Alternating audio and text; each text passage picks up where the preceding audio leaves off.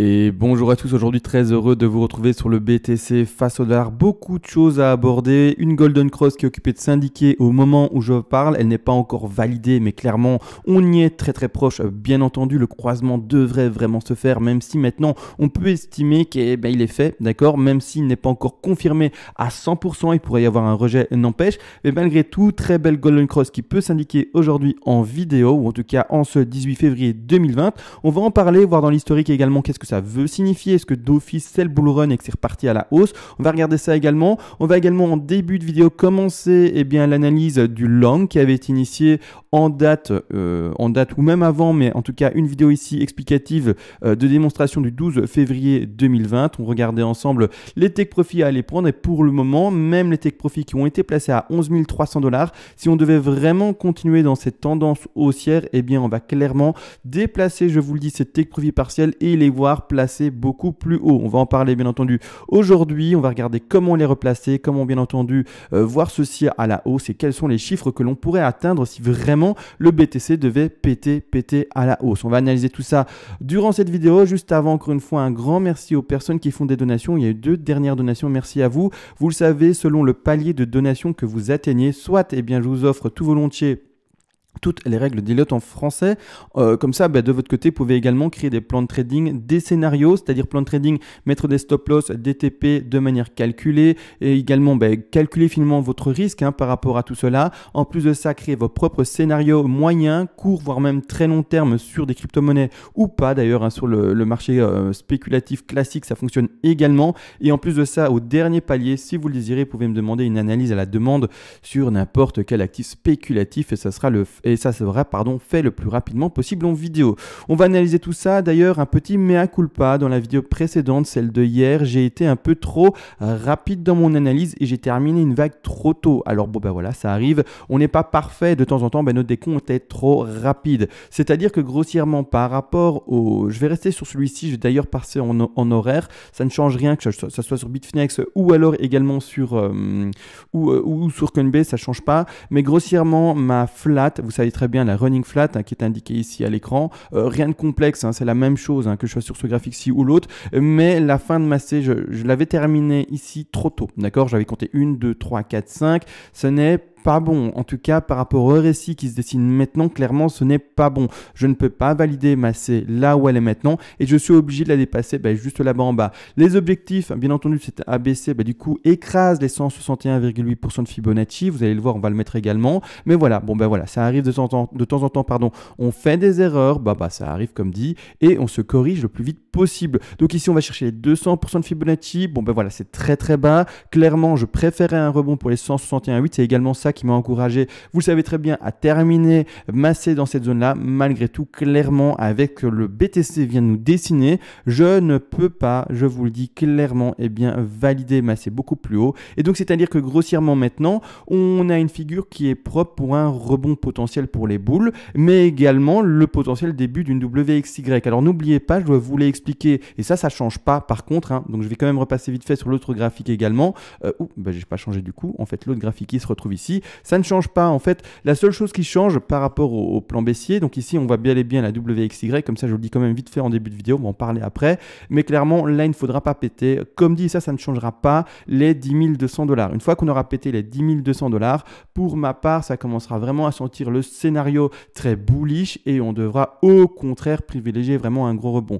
Parce que vous le savez très bien, la X ne va pas au-dessus de sa racine, d'accord, même si à l'intérieur il y a une flat en étendue, etc., peu importe, la X ne dépasse pas la racine. On va en parler aujourd'hui, mais avant, comme dit, on va d'abord voir premièrement, le scénario bull est d'ailleurs extrêmement bull. Pourquoi je vous dis extrêmement bull? Parce que regardez bien, ça veut dire que grossièrement, je vais dézoomer, je suis en horaire, c'est un peu trop précis, on va passer en 2 heures. J'essaie d'avoir vraiment une time frame correcte pour lire un maximum de choses et voir un maximum de choses. Je vais vite retirer les 2 moyennes mobiles. Comme ça, on en parle également plus tard dans la seconde partie de vidéo pour cette analyse-ci. Ce qu'on peut voir ici, premièrement, c'est une 1, une 2, une 3, une 4 et une 5 qui est potentiellement pas finie. Pourquoi est-ce que je dis ça? Parce que vous le savez bien, ici, on commence d'ailleurs dans une très rare leading diagonale en sous-division en 3 en ABC. C'est vraiment très rare, mais peu importe. De temps en temps, le BTC veut se montrer difficile de lecture et c'est clairement ce qui se fait en ce moment, c'est-à-dire que grossièrement, je vais changer cette couleur-là, mais on a une extension potentielle sur la B vers la C en jaune ici, que je vais changer de couleur pour qu'on la voit bel et bien indiquée à l'écran. Je vais la mettre en un bleu clair, voilà, bleu clair, ça se voit. Et je vais le mettre en légèrement plus épais. Où est-ce qu'on peut choisir ça? Hop, ici, je vais mettre en plus épais, comme ça on le voit également. Voilà. Donc ici, extension sur la A, non pas extension sur la A, mais une A, B, et extension, pardon, sur la C potentielle. Les boules, c'est tout ce que vous espérez, bien entendu. À ce moment-là, clairement, vous allez voir que les objectifs que je vais lui trouver sont assez haussiers, voire même très haussiers. Premièrement, on va zoomer là-dessus. Qu'est-ce que ça veut dire s'il y a extension? Comme vous le savez, une B vers une C, ça, il n'y a rien de sorcier, doit se terminer en 5 vagues. Ici, on a terminé 5 vagues, c'est pour ça qu'on peut voir déjà une correction déjà possible vers les 8500 $ et que bien entendu, vous le savez, eh bien ça nous ferait une potentielle grande 2 pour aller retrouver un beau point d'achat. Malgré tout, si on ne va pas si bas, il y a un moment, il faudra l'accepter et on devra vraiment voir maintenant un décompte beaucoup plus haussier et beaucoup plus puissant dans ceci. Donc ici, je place bien ma A, ma B et ma C. C'est-à-dire que là, je vais vite remettre également en retrait ou juste en beaucoup plus fin. Je vais mettre en plus fin. Je vais mettre en plus de ça avec une espèce de transparence. Voilà, parfait, comme ça on voit moins cette ligne-là qu'on ne va pas forcément travailler. Nous, on va travailler ceci, c'est-à-dire que grossièrement, pour le moment, ce qu'on compte ici à l'écran, potentiellement, si on est bel et bien pour les boules, d'accord, dans vraiment un scénario haussier, dans une 1, 2, 3, 4, 5, et qui n'est absolument pas fini. C'est-à-dire qu'on ferait ceci, on est bel et bien monté en 5 vagues là-dessus, il n'y a pas de problème. Donc là, je vais quand même le mettre en hop comme suit, et ici quand même en plus épais, d'accord? On est bel et bien sur une là ici indiquée, on est bel et bien sur une flat en étendue, pardon, avec ici une potentielle bas de 2 et enfin déjà un rebond 3, 4 et 5. C'est-à-dire que grossièrement, on va regarder d'ailleurs quelle est la correction de la 2 ici, je suis quand même curieux. Les deux, encore une fois, je le rappelle, sont normalement des objectifs qui vont chercher, normalement des objectifs qui vont chercher les 50 et les 61,8% de Fibonacci. Si j'étends ceci, on a été chercher combien? Je vais regarder ça avec vous directement. On a été chercher, voilà. Actuellement, on a été chercher les 61,8% de Fibonacci. Donc pour les boules, je vous le dis, c'est très bon. En tout cas, ce mouvement-là est très bon. Donc bravo à ceux qui n'ont pas été, entre guillemets, qui étaient en long depuis déjà un moment, hein, d'accord? Et bravo à vous si vous n'avez pas été des weak hands, c'est-à-dire des mains faibles, des mains qui lâchent vite leur position. Encore une fois, je vous le rappelle, encore et toujours, quand vous avez un trade d'ouvert, clôturez-le vraiment au dernier moment. Prenez vos TP au fur et à mesure et vous le clôturez soit parce que votre stop loss a été monté dans le vert de manière légèrement trop puissante et vous le faites prendre, ou alors au contraire vous clôturez votre trade à 100%, mais uniquement quand réellement il y a une invalidation extrêmement forte. Dans toutes mes vidéos pour le moment, je ne vous ai pas dit qu'il y avait des invalidations extrêmement fortes. D'ailleurs, j'ai tout le temps mis une réserve en vous disant, voilà, on fait attention maintenant au niveau de support horizontal qui n'est toujours pas cassé. Hein. D'ailleurs, encore comme exemple ici, le support horizontal qui est indiqué ici, je vais retirer l'élément pour l'indiquer plus facilement, il n'est toujours pas cassé, d'accord?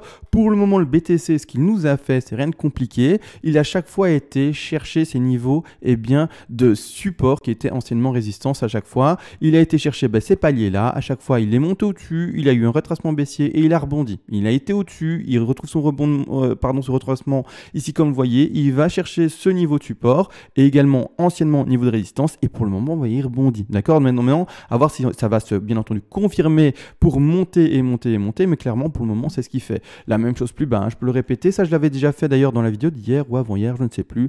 La même chose ici, encore une fois, la même chose plus bas. Grossièrement pour le moment c'est ce qu'il fait non-stop. Donc ici encore une fois votre stop loss, vous le montez petit à petit par palier, mais ne le montez jamais trop fort, d'accord? C'est important de comprendre ceci. Donc là maintenant je peux retirer toutes les petites lignes jaunes que j'ai indiquées pour illustrer ça.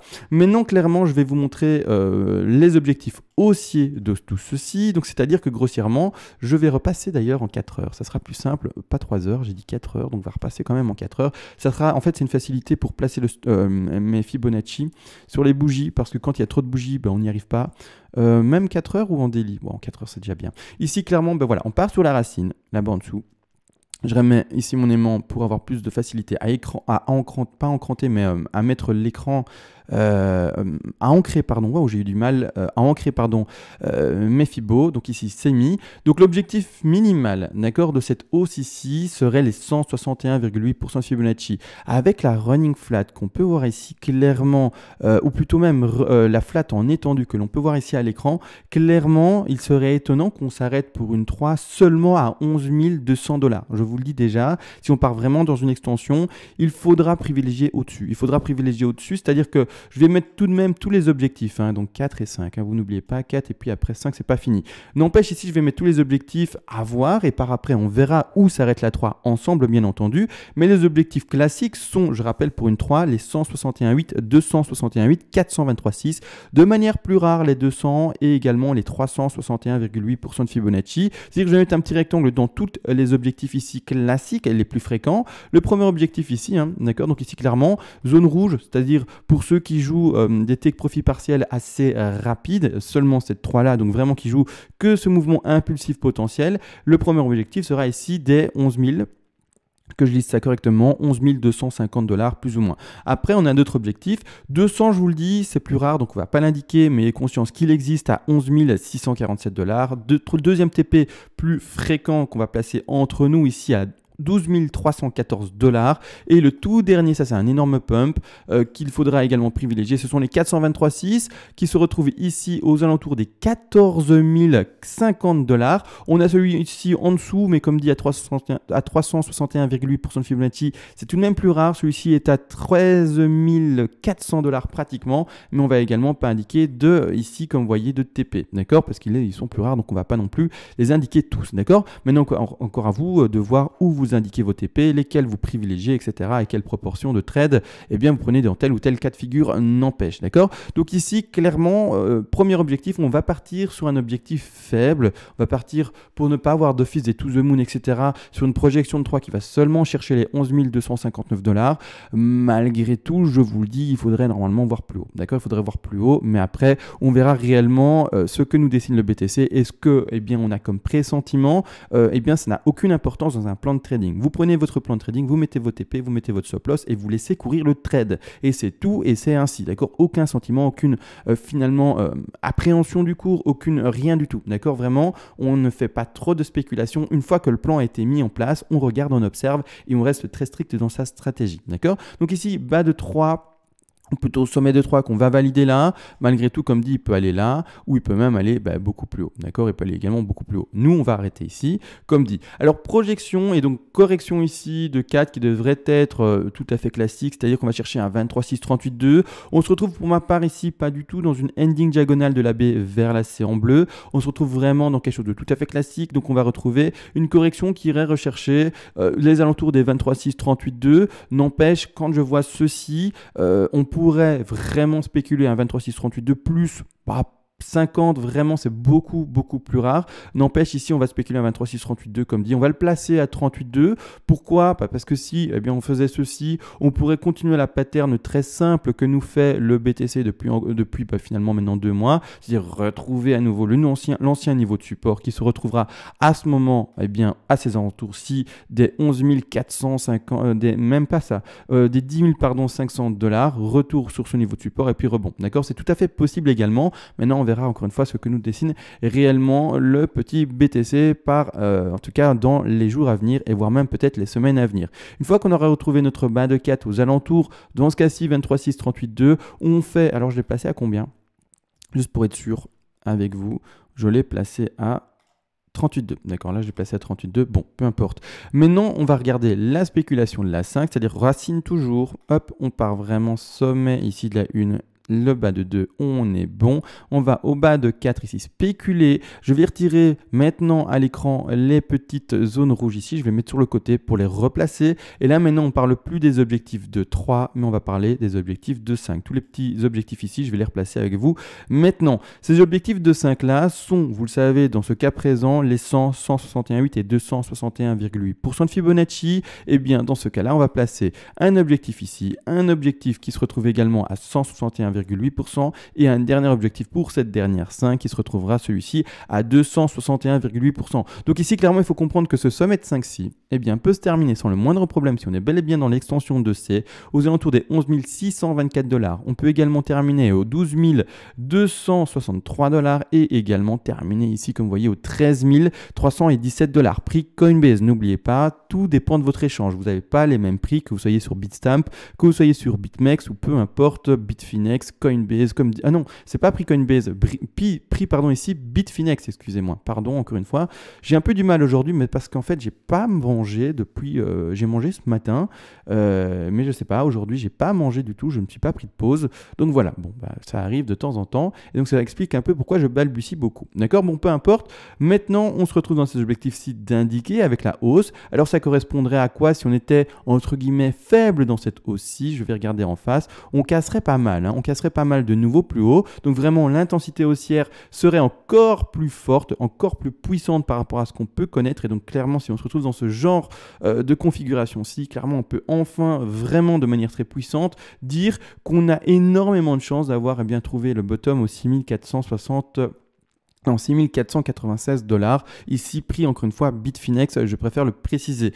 Maintenant, à l'écran, on a vu le plan que l'on pourrait mettre en place dans quelque chose d'haussier, mais de modéré sur l'extension de la dernière B vers la C. Quelque chose ne n'empêche. Voilà. Au début, on ne doit pas, je vous le rappelle, privilégier les extensions. Malgré tout, étant donné qu'on a une méthodologie de trade qui est placée ensemble, bien entendu, en tout cas que j'essaye de vous inculquer, de vous apprendre, c'est-à-dire que votre trade n'est, et je l'ai déjà dit en plus de ça en début de vidéo, mais n'est pas clôturé comme ça sur un coup de tête, d'accord? Un trade, s'il est dans le vert, doit être tenu le plus longtemps possible, monter légèrement son stop loss à chaque fois au palier qui vous semble bien entendu intéressant, qu'il soit par exemple une résistance ancienne, un support ancien, peu importe, ça dépend de la tendance, qu'elle soit haussière ou baissière, mais vous montez légèrement votre stop loss pour tenir un maximum de temps votre trade qui soit haussier ou baissier, et en plus de ça également, vous devez prendre votre take profit partiel avec des proportions également et ne jamais vendre la totalité. Donc votre bag par exemple sur ce trade là représente 100%, il faudra réussir à tenir normalement une ouverture du trade de 5, 10, 15% jusque vraiment à l'extrême limite, jusqu'à ce que finalement tout se trouve invalidé et que clairement on aille chercher votre stop loss. D'accord? Donc votre stop loss, pour l'illustrer, on va mettre ici un stop, peu importe, au fur et à mesure vous le montez une fois, deux fois, 3 fois, 4 fois, 5 fois, et vous montez avec le cours ainsi, d'accord, jusqu'à ce qu'un jour, tout simplement, le BTC se montre vraiment très agressif dans sa correction et baisse, c'est-à-dire qu'il prenne votre stop loss et que boum, et là après vous évitez toute la baisse là parce que il aura écrasé par exemple un niveau de support extrêmement important qu'il ne devait pas casser, et à ce moment-là c'est vraiment la correction et vous attendrez une vraie correction pour repasser à l'achat dans une zone d'achat qui sera pertinente à ce moment-là. Encore une fois 50, 61,8 pour ne pas changer bien entendu. Donc là ici maintenant on a vu pour les boules la chose. Alors également je vais en parler pour les boules, je vais le mettre dans le plan boule, mais c'est exactement la même chose pour le plan bear. On va vite parler où est-ce que je me suis en tout cas hier précipité dans mon décompte. Donc on va vite repasser pour se faire en horaire. Je me suis précipité ici. Alors clairement là ici je vous avais dit hier, pour moi je ne vois pas une heading diagonale clairement parce que j'avais mon décompte en 5 ici qui tenait bien. On avait été chercher les 161,8% de Fibonacci à 9645 $. C'était très propre. Mais maintenant, avec tout le décompte qui se fait sur le récit, etc., les plus hauts qui pètent les anciens plus hauts sur le récit, etc., qui invalident les potentiels également.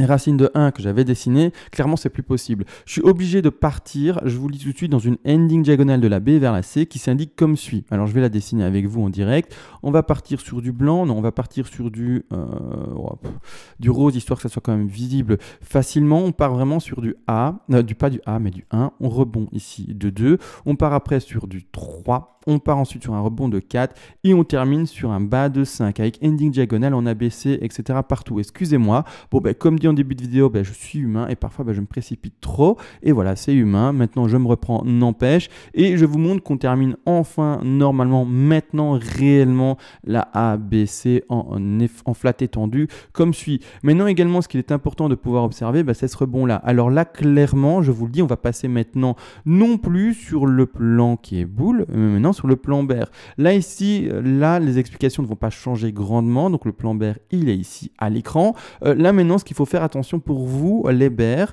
c'est tout simplement, premièrement, qu'on ne devra pas casser. Pour moi, ici, la zone est 10 200 $, pris ici, en l'occurrence, Coinbase. Si jamais vous voyez que le rebond qui se fait actuellement va va chercher au-delà, ça sent mauvais. Pour ma part, une X ne peut pas terminer au-dessus de sa racine, non pas la profondeur de la figure ici avec le sommet à 10 500, mais ne pourra pas terminer ce niveau-là. D'accord. Donc je vais mettre vraiment un niveau de résistance ici en jaune. Pour moi, on ne pourra pas terminer là-bas. Donc je vais mettre ici de retrait fortement ceci. Pour moi, on ne peut pas, d'accord? Donc, clairement, on doit terminer en dessous. La chance que vous avez ici, clairement, c'est ceci. C'est de pouvoir se dire, bon, ben voilà. C'est-à-dire que là, maintenant, vous êtes normalement rentré en trade par rapport au dernier trade qui avait été initié ensemble pour les gens qui font des shorts.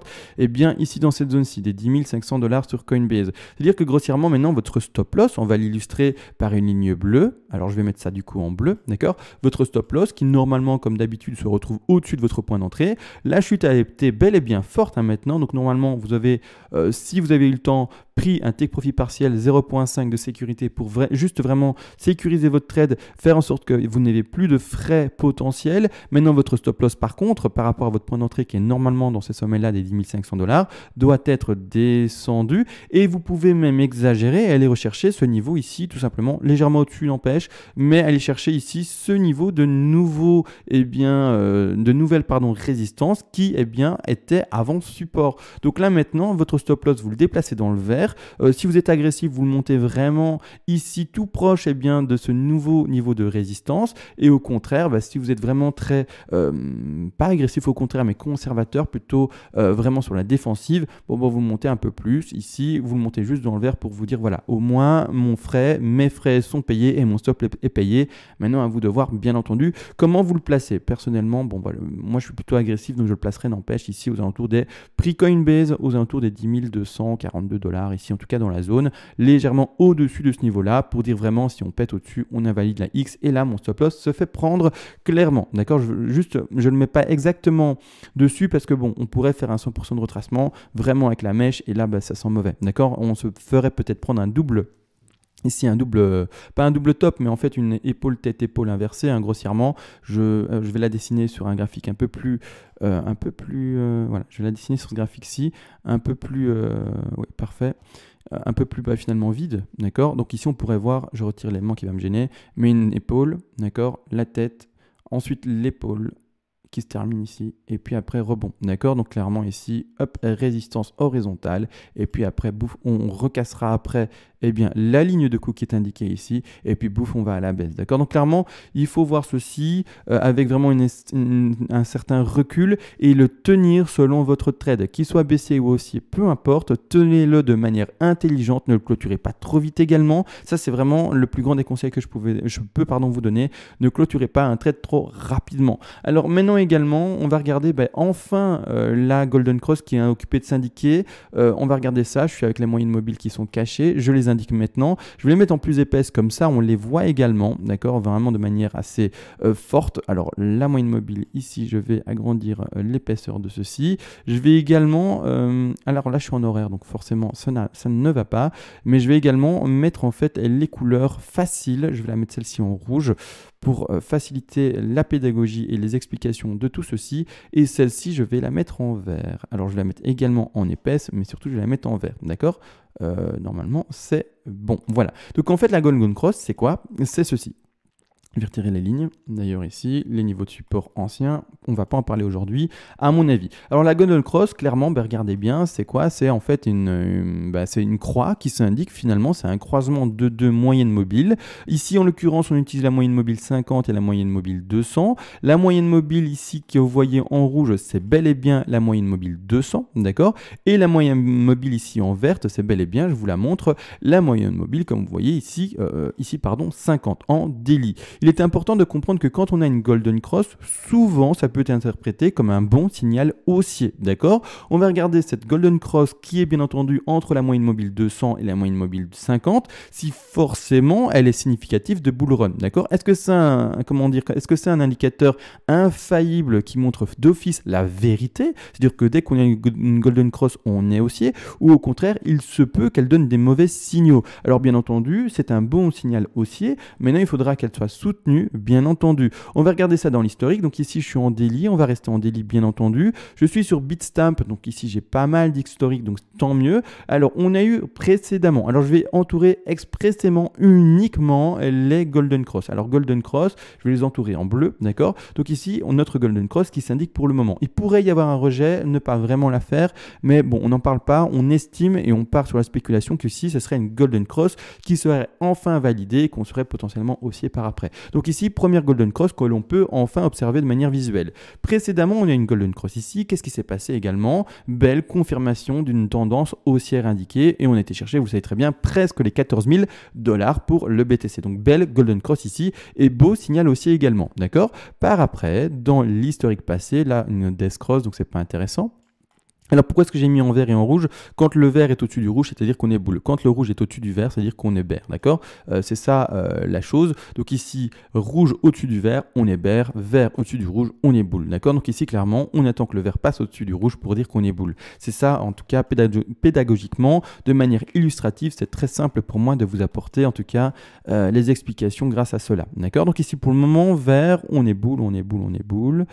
On est bull. Voilà, alors on repasse dans le crash précédent qui date ici de la date du fin 2013 jusqu'en ici, donc même début d'année 2015. Ici, vraiment une zone de stagnation, vraiment de range jusqu'en presque 2016. Et puis enfin, le bull run que l'on connaît jusqu'au fin 2017, début d'année 2018 et crash par après. D'accord? Ici, ce qu'on a pu voir dans ceci, c'est qu'on a eu différents signaux. Alors, on a eu un tout premier Golden Cross qui s'indique ici. D'ailleurs, ici, un peu parabolique comme on l'a connu actuellement, d'accord, sauf que maintenant c'est même encore plus parabolique que ce qu'on a pu connaître durant cette année de 2015. Vraiment, on a fait tout exploser actuellement en cette année de 2019. Vraiment, les records ont été battus clairement, mais là n'empêche, on a eu une première Golden Cross qui a été indiquée là. Alors la Golden Cross, elle se situe ici, d'accord. Qu'est-ce qui s'est passé? Golden Cross, et en plus de ça, cette Golden Cross s'est indiquée après un pic, d'accord. Vous voyez le pic, la Golden Cross n'était pas faite, elle s'est faite juste un peu après, et puis après, en fait, finalement, on refait des plus bas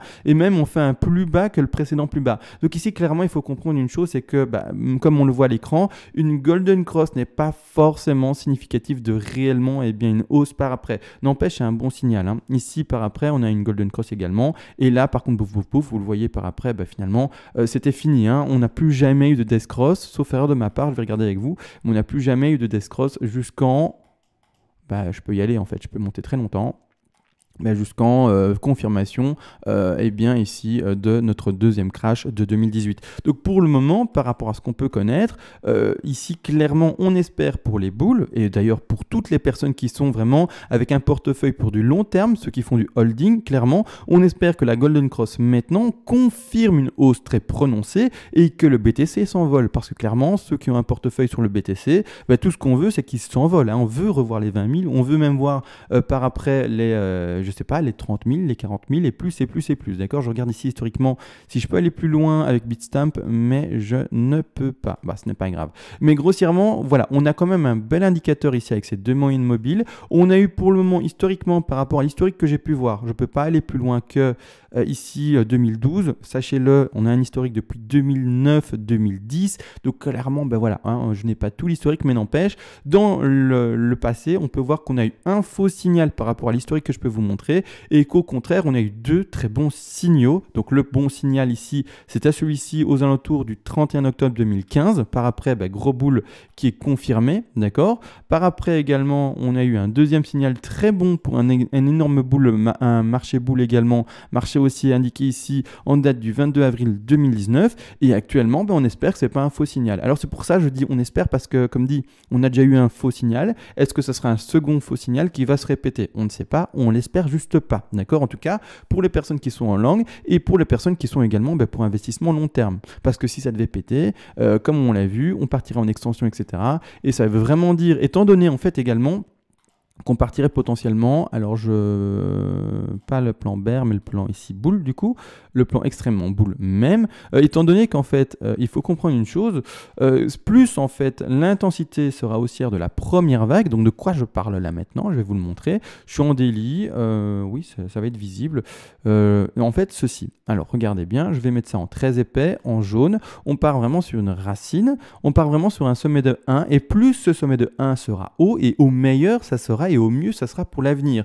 On aura une correction de 2 à un moment, il ne faut pas l'oublier, à un moment il y aura des bougies rouges. Ne pensez pas qu'il n'y a pas de bougies rouges, d'accord? Ne pensez pas que ça sera infiniment haussier. Il y a un moment où d'office on va prendre des bénéfices, et c'est comme ça. Donc à un moment où il y aura des bougies rouges, même dans un marché haussier. On va retrouver un bas de 2, puis après rebond de 3, et puis 4 et 5, d'accord? En fait, au plus cette 1 sera forte, et au plus par après, eh bien nos Fibonacci, donc les extensions que l'on va retrouver sur les autres figures, seront également fortes. Au plus, eh bien cette 1 sera faible, et au moins, eh bien le pump par après sera également faible.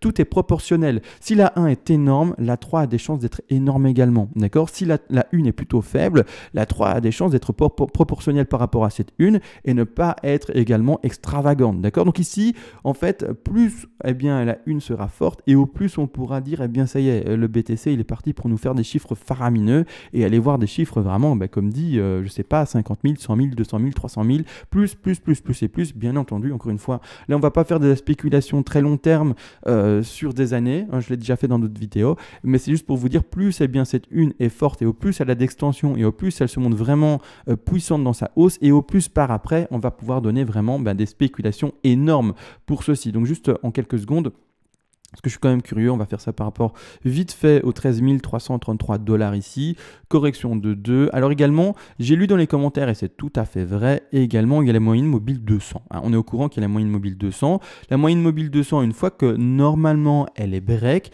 elle ne se retrouve plus break. D'accord? En tout cas, c'est un très très bon signal haussier, et elle se retrouve être un support vraiment très énorme. Donc ici, clairement, je vais expressément retirer la moyenne mobile, pas 200, mais la 50, donc que je vérifie que j'enlève bien la bonne, en tout cas la 50, je vais la mettre de côté ici. Clairement, il faut comprendre une chose, c'est que la moyenne mobile 200 est un très bon niveau de support. Donc ici, je vais quand même mettre par rapport au Fibonacci, si on allait chercher les 13 000 et quelques, je vais quand même mettre ici un petit rectangle de niveau de rachat, c'est-à-dire qu'on irait peut-être rechercher un niveau de rachat, donc en vert, ici, hop, ainsi, au niveau de rachat au prix des 9 892 $, et ici des 9 077 $. Mais clairement, il faut comprendre qu'ici, si on devait vraiment pumper si haut, ça va conforter le fait que la moyenne mobile 200 ici en rouge ne se fera pas break, parce qu'on peut extrapoler la moyenne mobile 200. Si on va vraiment continuer à monter, on va l'extrapoler. Je vais mettre ça en rouge. Je vais du coup mettre une flèche manuellement, d'accord? Hop, on l'extrapole. Imaginons que ça monte, peu importe. Voilà, j'extrapole une moyenne mobile 200, d'accord?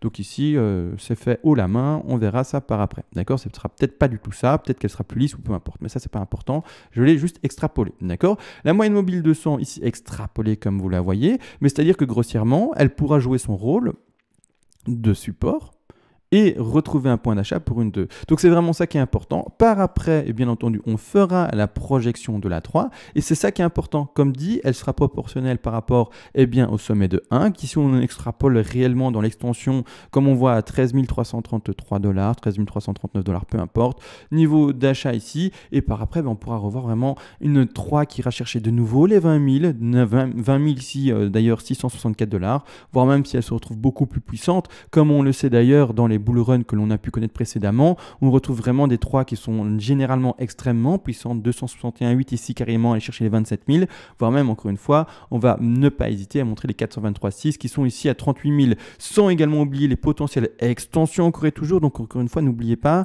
voilà, il y a des extensions possibles, et surtout dans les bull run, on va pas en parler, mais les bull run précédents, on les voit très bien et on le sait, c'est quelque chose d'extrêmement puissant, d'accord? Également, une dernière chose, est-ce que d'office une moyenne mobile 200 n'est jamais transpercée? Alors on va faire exprès de rester en daily sur Bitfinex ici, et on va regarder qu'est-ce qui s'est passé dans le cours précédent. Est-ce qu'on a été le frôler? Est-ce qu'on n'a jamais fait une mèche en dessous? Alors on va regarder ensemble, hein. Ça c'est également très important et très intéressant à faire comme travail. La moyenne mobile 200 à chaque fois très proche, mais n'a jamais été transpercée, sauf ici. Mais là, on était encore, vous voyez bien, dans la fin du bull run précédent. Donc une fois qu'on fait cette moyenne mobile 200, la plupart du temps, ou en tout cas ce que l'on peut voir de manière historique ici sur l'historique de Bitfinex, elle n'a jamais été retranspercée. C'est pour ça que clairement là maintenant, on a eu premièrement une moyenne mobile 200 qui a été retranspercée, donc on est passé au-dessus, et là malheureusement par après, je vais retirer les dessins, on a fait un signal qu'on ne voulait pas voir, bien entendu, une moyenne mobile 200 qui se refaisait transpercer à nouveau. Maintenant voilà, on a joué avec cette moyenne mobile 200 comme on a joué dans le bear market précédent, d'accord, on a eu vraiment cette phase-ci finalement, on a eu cette phase-ci potentielle où on est passé au-dessus, on est repassé en dessous, on est repassé au-dessus, confirmation enfin, d'accord, et ici clairement c'est ce qu'on a un peu eu, on a joué avec cette moyenne mobile 200, on est passé au-dessus, on est repassé en dessous et maintenant on repasse au-dessus. On espère enfin que comme dans le marché précédent, c'est enfin le deuxième passage de cette moyenne mobile 200 qui confirme à fond le marché bull. Donc là maintenant les bulls, n'oubliez pas, votre long et les bears également, c'est une méthodologie à avoir, gardez-le ouvert le maximum de temps jusqu'à invalidation réelle de votre trade. Ne clôturez pas manuellement, de manière précoce, trop rapide, ce n'est vraiment pas bon, bien entendu, d'accord? Donc là maintenant on a réellement tout vu, on a vu les golden cross, on a vu entre moyenne mobile 200 et 50, on a vu la moyenne mobile 200 maintenant entre nous de manière un peu plus précise, comment elle soutient son cours et comment est-ce qu'elle peut également être percée de temps en temps, avec les invalidations qu'on a vues ici, D'accord, donc faux signal, etc. On réintègre ceci, mais bon, c'est vraiment le moment où le marché se cherche. On attend maintenant une confirmation réelle de ceci.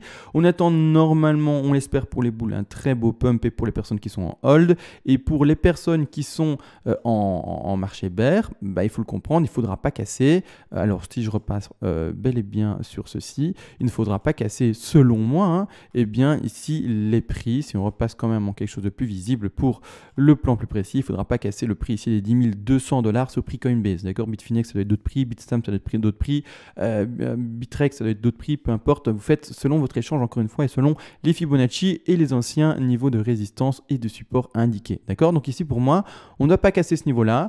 Ce niveau-là indiquera quoi? C'est-à-dire un sommet de X, d'accord? Maintenant, enfin, et par après, potentiellement, encore une fois, vous savez très bien la baisse. Cette baisse-là n'est pas comme dit, annulée, d'accord? Donc, comme dit, votre trade baissier, si vous êtes bel et bien rentré au bon moment ici, plus précisément aux alentours des 10 500, vous le tenez, vous mettez votre stop loss un peu plus bas, d'accord? Vous rentrez enfin dans le vert, c'est-à-dire que maintenant, votre trade est tenu, d'accord? Il est sécurisé, et maintenant, vous regardez, c'est bête, mais vous observez la chose, et vous mettez vos TP ensemble. On remettra les TP ensemble demain, je pense, parce que clairement, il commence à faire tard, il est presque 20 h pour moi, comme dit, j'ai pas mangé et je n'en peux plus.